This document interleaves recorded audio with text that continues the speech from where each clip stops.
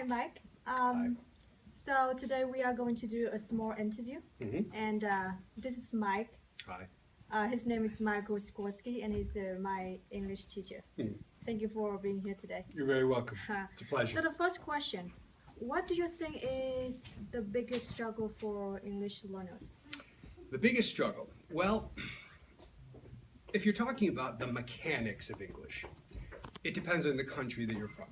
Some people have a lot of trouble with grammar, verbs, especially So- perhaps a Chinese student, right? Yeah. So let's say for international students. In general, what I find the biggest problem is finding opportunities to practice.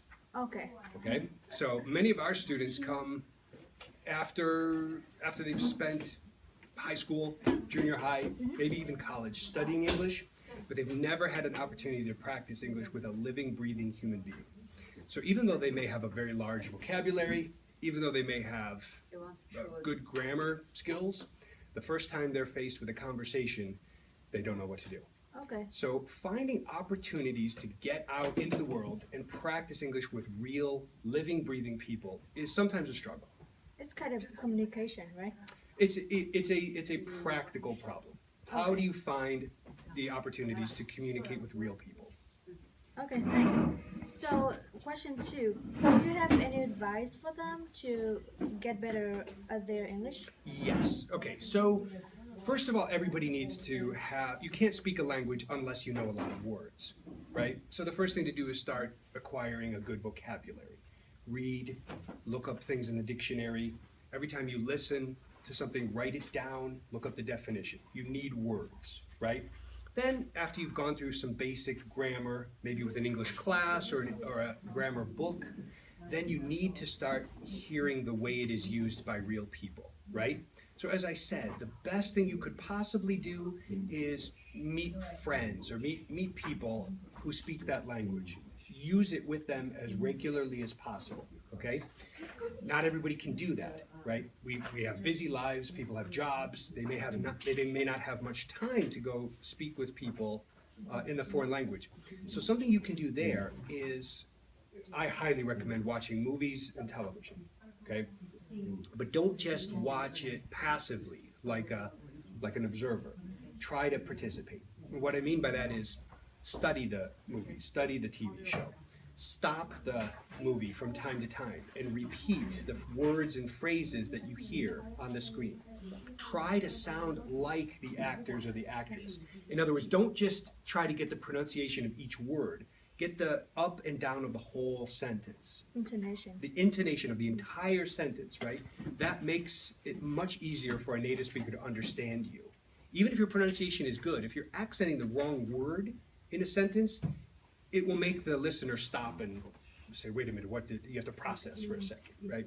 So if you can watch the same movie several times and learn a good number of phrases and sentences, that's a good way to practice and improve your conversation skills, even when you're not in a conversation, right?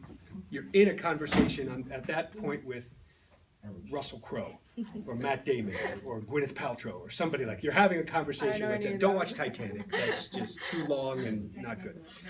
But I think that's a great way. Another way is some of these websites that have text and audio. For example, Voice of America, right? I think the BBC has something similar. And some other news sites have text and audio so that you can read and listen and then repeat in your own voice. That will help a lot, right? Okay, And that will thank help you use the grammar and the vocabulary that you've already studied in something close to a real life situation. But again, as always, it's always better to try to get to meet and talk with real people in a real life situation. Or trying to meet you. If they can meet me, that's even better. Thank you. All right. The last question, a little bit personal. Yes. So as far as I know, you used to be a lawyer. Yes. And you have been teaching English for years now. Yeah, about 18 years. What do you like the most about being an English teacher, especially teaching international students? Okay, well, I would say there's two things. The first is it's an opportunity to meet really wonderful people. Don't get a big head. But it's the people I meet are very interesting. They're wonderful. They're highly motivated. They want to learn. It's just a pleasure to work with them, right? Plus, you meet people from all walks of life, right? People who work with their hands, people who are professors, people who are professionals of one kind or another, from every conceivable country and every conceivable profession, every religion, every walk of life, different opinions. It's an amazing opportunity to meet a lot of different kinds of people. So I love that. As for teaching itself, I think the thing that is most satisfying to me is to see somebody who has a goal or a dream, right? But their language skills are preventing them from getting there, right? And then to see through practice, through instruction, through studying, to see them achieve that goal.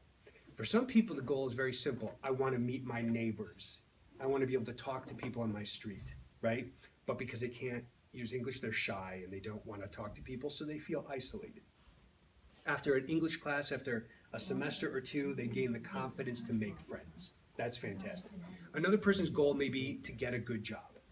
And after, we've had students who've come here with a high level of education or a very good in a particular profession, but they have to start back at the bottom because of their English skills. Yeah. Well, when we see them gain the skills necessary to go back to their profession, that's a great feeling.